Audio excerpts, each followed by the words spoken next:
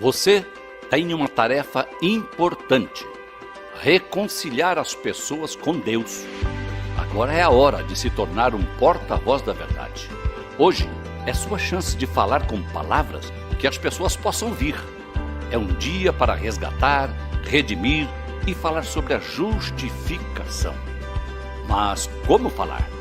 Como escolher as palavras certas? Como começar?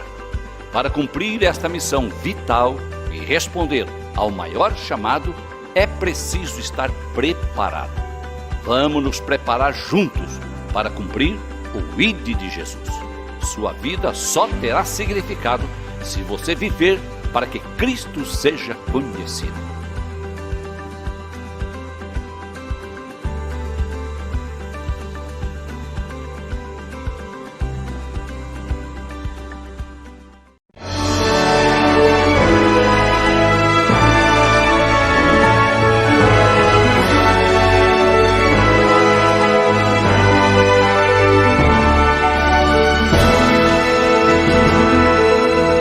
Subsídios. Lições Bíblicas Adultos. Lição 11. Os prejuízos da mentira na família. Essa é uma lição muito importante, muito séria, que acontece no seio de famílias e que afetam até mesmo a vida da igreja. É o caso do tema desta lição: os prejuízos da mentira em família. A verdade prática, ela sugere então a essência daquilo que nós vamos mostrar aqui. E eu digo assim: a mentira, ela dá flores, mas ela não dá frutos. O versículo-chave e texto áureo é o que está em Colossenses capítulo 3, versículo 9. Nas palavras de Paulo, quando Paulo diz assim: não mintais uns aos outros, pois já vos despistes do velho homem com os seus feitos. O texto que envolve aqui é um texto da história de um casal que em família resolve mentir ao Espírito Santo acerca de algumas coisas que eles não queriam que os apóstolos soubessem. E para tanto nós vamos usar a leitura de Atos no capítulo 5, versículos de 1 a 11, que nos diz assim: mas um certo varão chamado Ananias, com Safira, sua mulher, vendeu uma propriedade e reteve parte do preço, sabendo-o também sua mulher, e levando uma parte, a depositou aos pés dos apóstolos. Disse então Pedro: Ananias, por que encheu Satanás o teu coração para que mentisses ao Espírito Santo e retivesses parte do preço da herdade? Guardando-a não ficava para ti, e vendida não estava em teu poder? Por que formaste esse desígnio em teu coração? Não mentistes aos homens, mas a Deus. E Ananias, ouvindo estas palavras, caiu e expirou. E um grande temor veio sobre todos os que isto ouviram. E levantando-se os jovens, cobriram o morto e, transportando-o para fora, o sepultaram. E passando um espaço de quase 3 horas, entrou também sua mulher, não sabendo o que havia acontecido. E disse-lhe Pedro: dize-me, vendeste portanto aquela herdade? E ela disse: sim, portanto. Então Pedro lhe disse: por que é que entre vós vos concertastes para tentar o Espírito do Senhor? Eis aí a porta os pés dos que sepultaram teu marido, e também te levarão a ti. E logo caiu aos seus pés e expirou. E entrando os jovens, acharam-na morta e a sepultaram junto de seu marido. E houve um grande temor em toda a igreja e em todos os que ouviram estas coisas. Ora, meus caríssimos professores e superintendentes, líderes da igreja, a igreja que nasceu no dia de Pentecostes estava cheia do Espírito Santo e ela dava os seus primeiros passos, e a experiência vivida naquele dia foi suficiente para que todos os convertidos e os quase 120 discípulos continuassem a perceber a presença do Espírito Santo em tudo o que eles faziam. Como eles se reuniam naquele tempo, não tendo uma casa específica no templo de Jerusalém, eles iam entrar para o templo, e na porta formosa de entrada para o templo operou-se o grande milagre do coxo de nascença, que foi curado através de Pedro e de João. Não muitos dias depois, a igreja estava reunida em determinada casa em Jerusalém, sendo doutrinada pelos apóstolos e fortalecendo o amor e a unidade espiritual entre todos. Havia, na verdade, naqueles primeiros dias, grande sensibilidade entre todas as pessoas, e o Espírito Santo, que operou na vida da igreja um amor solidário, porque todos se ajudavam mutuamente. Espontaneamente, cada um daqueles cristãos, principalmente os que tinham posses, faziam ofertas generosas de amor para ajudar as famílias pobres. Era de fato uma generosidade operada pelo Espírito Santo, que tornou-se um sentimento amoroso, passando a dominar o coração daqueles crentes. E alguns deles, espontaneamente, vendiam suas propriedades e traziam dinheiro e o colocavam aos pés dos apóstolos. Um deles, que era um levita chamado Barnabé, vendeu uma propriedade sua e, de coração aberto e amoroso, trouxe o dinheiro da venda e o colocou aos pés dos apóstolos para ser distribuídos aos pobres. Está lá em Atos, no capítulo 4. E foi a partir da ação generosa de Barnabé que o diabo entrou em ação e encheu o coração de Ananias e Safira, os quais, por inveja, resolveram exibir a mesma generosidade, mas agindo com hipocrisia e, acima de tudo, com mentira. A história de Ananias e Safira, que formava uma família da igreja, aqui é marcada negativamente pela mentira, que escondia a verdadeira razão de chamar a atenção por inveja, para serem vistos pelas pessoas da igreja. A igreja do pós-Pentecostes foi uma igreja cheia do Espírito Santo.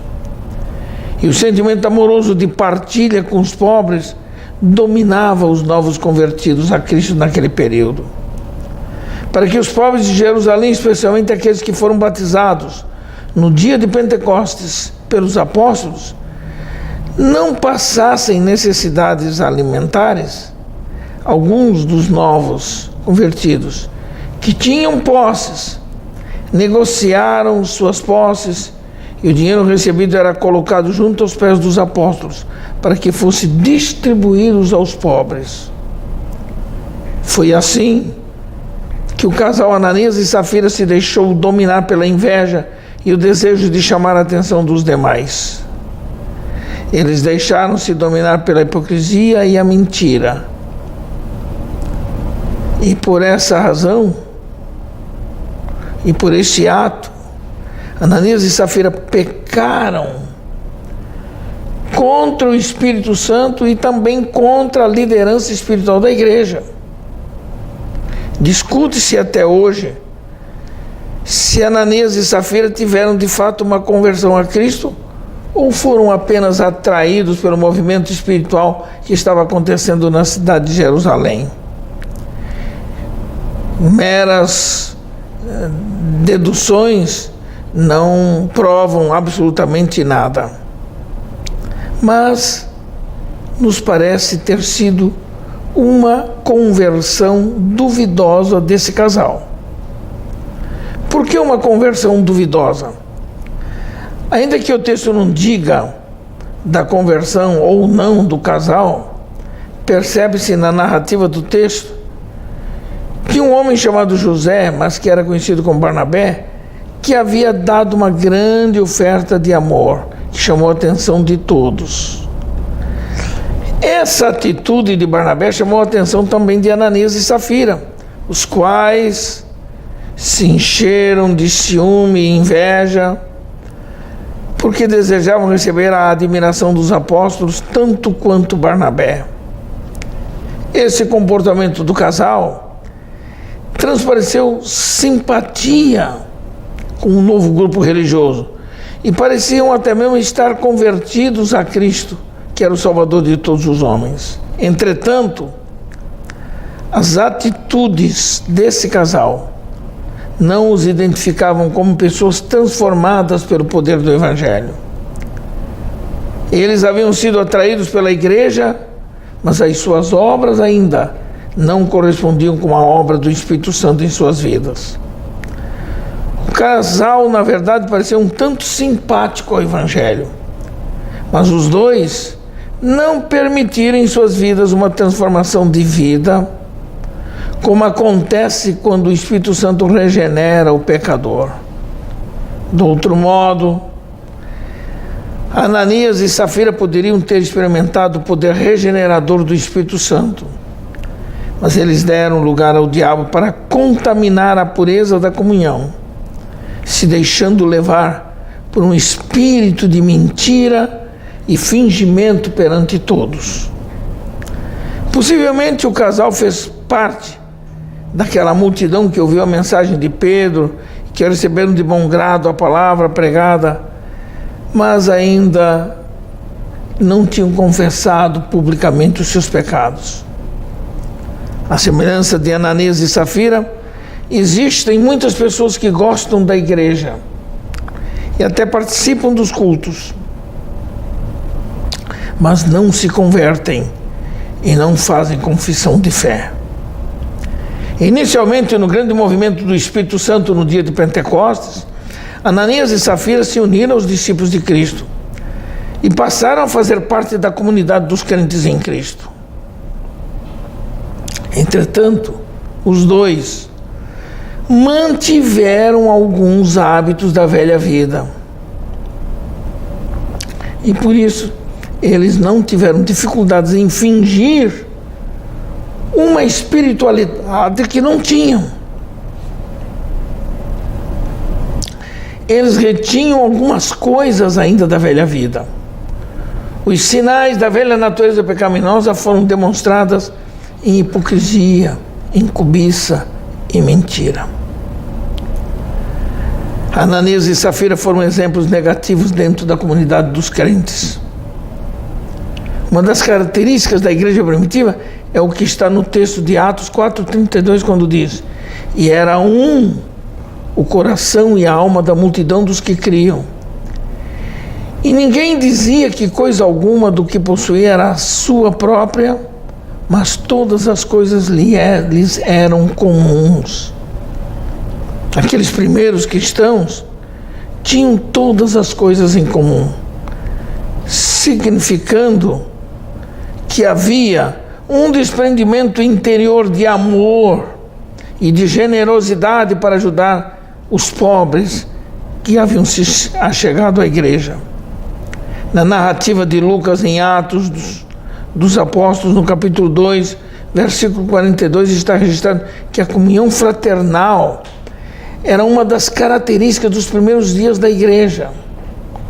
Todos os convertidos a Cristo, advindos de grande parte e de grupo daqueles quase 3.000 novos cristãos, tinham tudo em comum, porque o Espírito Santo gerou no coração daqueles cristãos um amor generoso, complacente e um amor comunitário.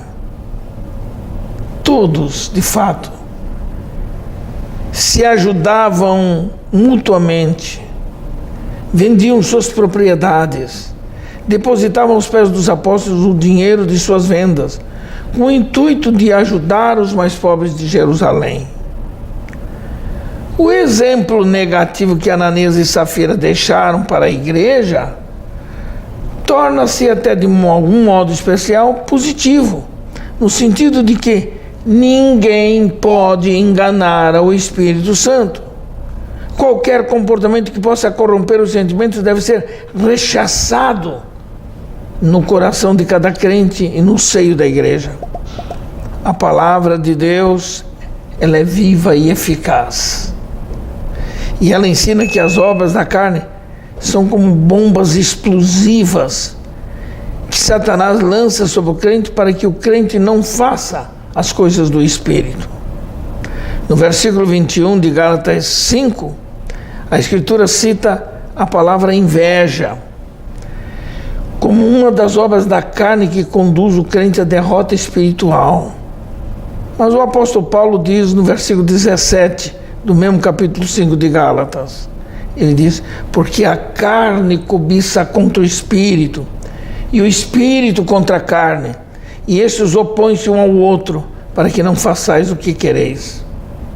Voltando ainda um pouquinho mais atrás, um outro versículo, no versículo 16, que antecede essa batalha da carne e espírito, o apóstolo pelo Espírito Santo disse o seguinte: digo, porém, andai em espírito e não cumprireis a concupiscência da carne, não satisfareis os desejos da carne. Muito bem. Em terceiro pontinho, me chama a atenção que a inveja e a hipocrisia dominaram o coração de Ananias e Safira. Ora, imaginem, caríssimos professores, em um grupo tão numeroso de crentes agora, entusiasmado com tudo que estava acontecendo na vida em comunidade daquela igreja, deveria haver inevitavelmente alguma ovelha rebelde. Quando Ananias e Safira viram que Barnabé teve um desprendimento generoso, tendo sido compungido pelo amor que o Espírito Santo coloca no coração, e tomou a decisão, então espontaneamente ele foi, vendeu uma propriedade que tinha, após a venda, trouxe o dinheiro da venda, depositou com alegria e desprendimento o seu valor total aos pés dos apóstolos. Ananias e Safira, pelo contrário, deixaram-se encher o coração com inveja. E com esse sentimento negativo e carnal, eles fizeram um conchavo de engano, um conchavo de mentira, para impressionar os apóstolos da igreja. Então os dois trataram entre si de vender uma propriedade que tinham para levar a sua oferta à igreja, mas combinaram particularmente em reter uma parte do valor para eles mesmos e entregar a outra parte restante como se o valor fosse completo. Eles fingiram dar todo o dinheiro à igreja, mas acharam que podiam enganar a todos com a mentira. Caríssimos, fingimento, hipocrisia e engano foram colocados no coração desse casal. E eles se sentiram confiantes de que podiam enganar os apóstolos e a igreja. Essa atitude de fingimento, de hipocrisia e de mentira era de fato como um míssil para destruir a comunhão do Espírito na vida da igreja. Sem dúvida, é o que o diabo tenta fazer o tempo todo para desfazer a unidade do Espírito na vida da comunidade. A comunhão era uma característica muito forte na igreja primitiva. E Lucas narrou o seguinte: e perseveravam na doutrina dos apóstolos, e na comunhão, e no partir do pão, e nas orações. Atos 2:42. Posteriormente, os apóstolos entenderam que a igreja só é igreja porque ela deve manter a consciência de que todos foram chamados para a comunhão do seu Filho. É o que está em 1 Coríntios 1:9, nas palavras de Paulo. Muito bem. Outra coisa que nós vamos ver aqui: Ananias e Safira permitiram que Satanás enchesse os seus corações do espírito de mentira e de engano. Está lá em Atos 5, versículo 3. O caso de Ananias e Safira ilustra as tentações que os cristãos menos espirituais ficam expostos constantemente. Nem na igreja primitiva, nem tampouco nos tempos atuais, com as suas devidas exceções, se exige ou se requer que os membros da igreja vendam suas propriedades e entreguem o dinheiro à igreja. Na verdade, ninguém é obrigado a nada. A Assembleia de Deus não age assim. As boas igrejas evangélicas sérias também não agem assim. Ninguém é obrigado a nada. O problema de Ananias e Safira não foi o valor que depositaram aos pés dos apóstolos, pois eles poderiam reter o que quisessem para si e dar a outra parte para a igreja sem problema nenhum. Mas eles preferiram fazer de conta que estavam entregando o total da venda da sua propriedade. O Espírito Santo então revelou através do dom de discernimento de espíritos ao apóstolo Pedro a trama de Ananias e Safira. Pedro então, diz a Bíblia, cheio do Espírito Santo, foi muito incisivo e com autoridade espiritual ele disse a Ananias: Ananias, por que encheu Satanás o teu coração para que mentisses ao Espírito Santo? Por que formaste esse desígnio em teu coração? Não mentistes aos homens, mas a Deus. Algum tempo depois de que Ananias já havia expirado, morreu instantaneamente na frente de todos, quando chega Safira e chegou diante dos apóstolos da igreja, sem saber que seu marido havia caído morto na presença de todos, o apóstolo Pedro disse: por que é que entre vós vos concertastes para tentar ao Espírito do Senhor? Na versão da NVI, o texto diz assim: por que vocês entraram em acordo para tentar o Espírito do Senhor? A palavra desígnio significa intenção, propósito, vontade. Portanto, a vontade carnal de Ananias e Safira foi a de enganar a igreja, especialmente a liderança pastoral da igreja. O pecado deles não foi apenas contra o Espírito Santo, mas também foi contra a liderança pastoral da igreja. É bom que se diga que quem dá pastores à igreja é o Senhor Jesus. E por isso a igreja precisa respeitar sempre a autoridade espiritual dos seus pastores. Porque se eles pecarem, eles terão que dar conta diante de Deus de modo muito especial. Os pastores, que se diga aqui, como líderes espirituais, são homens da mesma espécie dos demais. Entretanto, os homens que Jesus os torna pastores da sua igreja, eles se tornam especiais porque foram consagrados para o exercício pastoral. Essa consagração não pode ser banalizada. Lamentavelmente, não se põe a mão precipitadamente em cima da cabeça de pessoas que ainda não demonstrou compromisso real com o ministério ou alguma chamada especial. No caso de Ananias e Safira, o seu pecado foi contra o Espírito Santo e contra a liderança espiritual dos apóstolos. Naturalmente, quando um pastor não corresponde aos requisitos do ministério pastoral, ele será tratado pelo Senhor, não tenham dúvida disso. Nunca deverá ser tratado como igual, porque ele não é. Temor de Deus e respeito pela autoridade delegada pelo Espírito Santo faltaram a Ananias e Safira. Por isso, eles foram punidos imediatamente com a morte física. Muito bem. E quando a mentira tem espaço dentro da família? Ananias e Safira, não sabemos se tinham filhos, mas eles formavam uma família. Então se pergunta, existem graus de mentira? Podemos classificar a mentira em mentirinha, mentirona ou mentira branca? Que tipo de mentira praticou Ananias e Safira? É claro que não podemos classificar graus de mentira.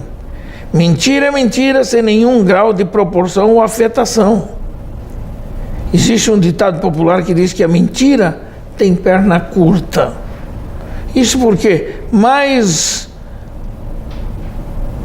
ou menos, ou mais tarde, mais cedo ou mais tarde, a mentira sempre será desvendada.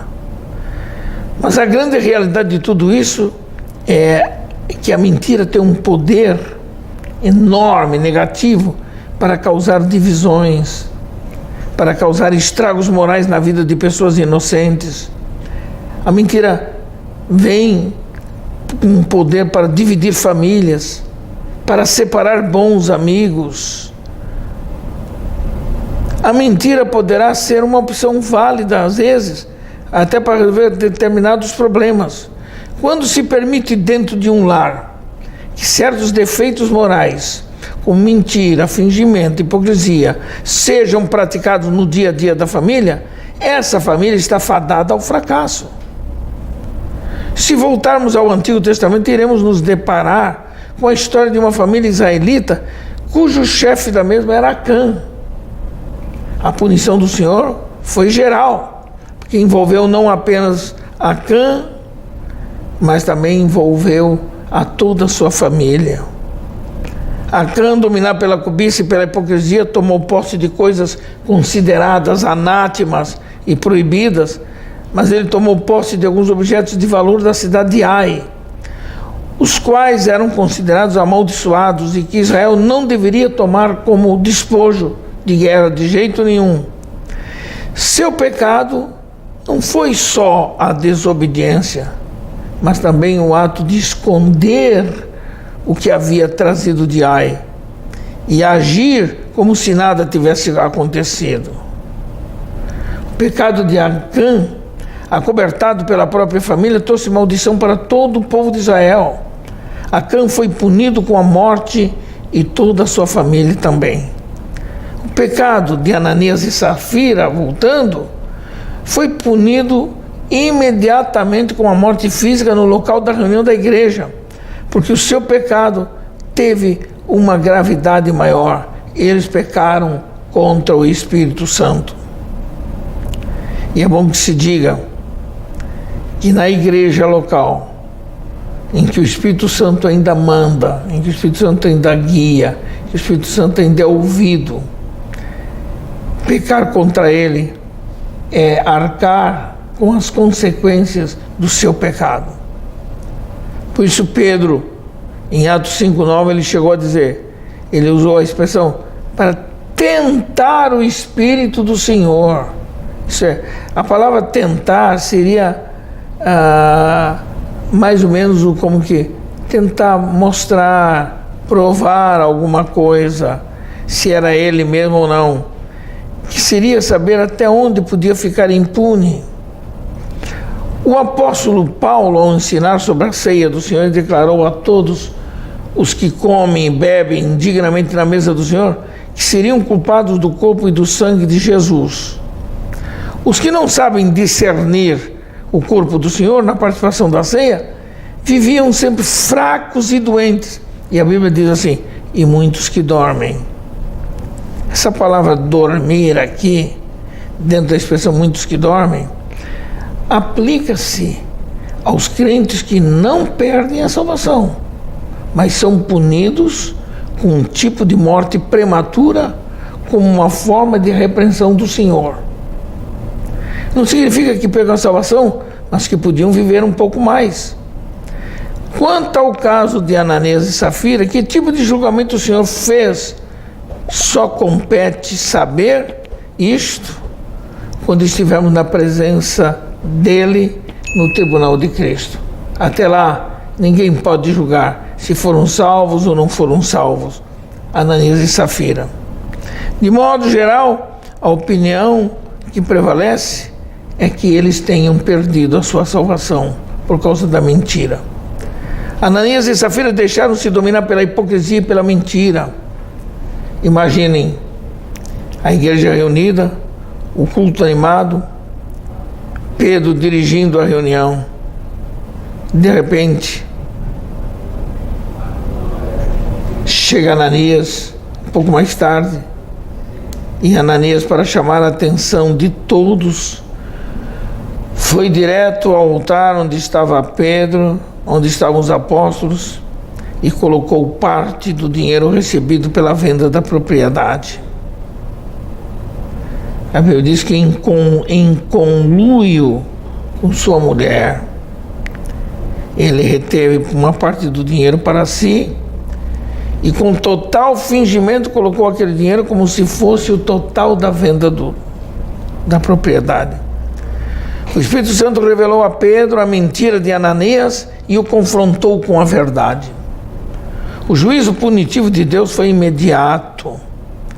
Fulminantemente, Ananias caiu diante de todos e morreu, causando grande comoção e constrangimento.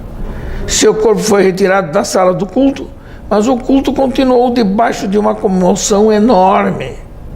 Não demorou muito tempo, 3 horas depois, aparece sua mulher Safira, com a mesma atitude. Eles consideraram que podiam enganar os apóstolos e a igreja e podiam fazer o que quisessem com o resto do dinheiro.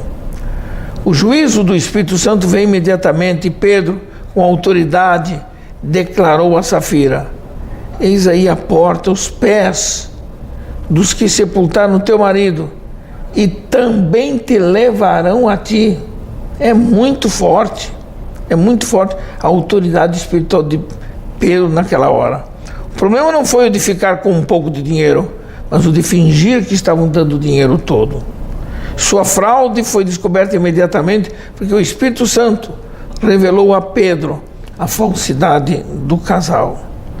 Eles não estavam mentindo apenas à igreja e ao apóstolo, mas tinham mentido contra o Espírito Santo. Por último, a Bíblia diz que Ananias e Safira permitiram que o diabo entrasse em seus corações. O apóstolo Pedro deixou claro que Satanás havia entrado no coração do casal para que eles mentissem ao Espírito Santo. Satanás é o opositor contra a igreja, sempre foi e será. Ele comanda seus demônios para que atuem no mundo, especialmente no seio da igreja, para enfraquecer a sua força e o seu poder contra as hostes da maldade. Estou me lembrando de uma experiência. Eu gosto de contar algumas histórias especiais dentro das minhas palestras. Há muitos anos passados, nos anos idos de 1954, na cidade de Itajaí, Santa Catarina, aconteceu algo extraordinário num culto de Santa Ceia. A igreja era viva e nada ficava escondido na presença do Senhor. O pastor da igreja, pastor Francisco Germano Miranda, de saudosa memória, dirigia o culto e, ao ministrar o cerimonial da Santa Ceia, ao tomar o pão nas mãos, notou que o pão estava duro como pedra. Ele sabia que o pão sempre vinha fresquinho e maleável, mas naquela noite o pão estava completamente duro como pedra. O Espírito Santo então lhe falou ao coração do pastor Miranda que aquilo era sinal de pecado não confessado no seio da igreja. E alguém que ia pôr a mão no prato para comer o pão e tomar o vinho, símbolos do corpo de Cristo. Pastor Miranda, com temor de Deus, com autoridade espiritual, falou à igreja e disse que se sentia impedido de continuar a Santa Ceia enquanto não houvesse confissão de pecados. Aí todos oraram com fervor, até que uma irmã da igreja veio à frente e confessou o seu pecado naquele dia. O pastor Miranda orou por essa mulher, houve grande comoção entre todos, e ao voltar à mesa da ceia, o pastor Miranda tomou o pão. Quando percebeu que o pão estava macio, do jeito que havia vindo para a mesa da ceia. Significa que o Espírito de Santidade é o que opera a santificação. E quando um crente não se submete a ele, o Espírito Santo acusa o pecado e ele opera o quebrantamento. É fato indiscutível que Satanás está ativo na terra e de que ele age especialmente contra a igreja de Cristo, que é a força maior contra o seu domínio. Satanás trabalha não só contra a igreja coletivamente, mas age investindo contra pessoas. Quando Pedro declarou a Ananias dizendo: por que encheu Satanás o teu coração, conforme está na Almeida Revista e Corrigida, ou até mesmo como está na NVI, que aclara um pouquinho mais ainda: Ananias, como você permitiu que Satanás enchesse o seu coração? Está lá em Atos 5:3. Ora, o pecado de Ananias e Safira foi um pecado estimulado por Satanás, indicando que se ele não puder atingir a igreja por meio de ataques externos, ele se infiltrará na igreja, entrando em corações que permitam a sua entrada para agir. E quando Satanás consegue entrar no coração de um crente, sem dúvida usará de força para induzir o crente a pecar contra o Espírito Santo. Nós vamos aprender outra coisa interessante sobre o problema da mentira dentro da família. A mentira elaborada no seio da família. No texto de Atos 5, 1 e 2 diz assim, que ele vendeu uma propriedade, reteve parte do preço, sabendo-o também sua mulher. Ora, a presença poderosa e soberana do Espírito Santo na igreja era tão real que nada, nenhuma ação perpetrada para corromper a comunhão espiritual poderia afetar a igreja, de jeito nenhum. E então, o que nós vemos? O que Ananias e Safira fizeram foi a tentativa de enganar a igreja e aos apóstolos, porque desconheciam a artimanha para esconder a verdade sobre a venda da propriedade, visto que o objetivo do casal era chamar a atenção para si mesmos. Ananias e Safira mantinham, lamentavelmente, velhos hábitos da vida mundana e facilmente foram tentados pelo diabo. A presunção de chamar a atenção das pessoas, imitando a ação de Barnabé, era mais forte em sua alma do que qualquer outra coisa. Ora, as ofertas que os cristãos doavam na igreja para ajudar os pobres eram espontâneas e livres, e as pessoas doavam o quanto pudessem fazer. Não havia regras para o ato, nem exigência de valores. Esperava-se que tudo fosse feito com generosidade, sem falcatrua. Ananias e Safira, pelo contrário, mentiram para si mesmos e, pior, sua mentira afetava a santidade da igreja e a autoridade dos apóstolos. Por isso, seu pecado foi contra o Espírito Santo.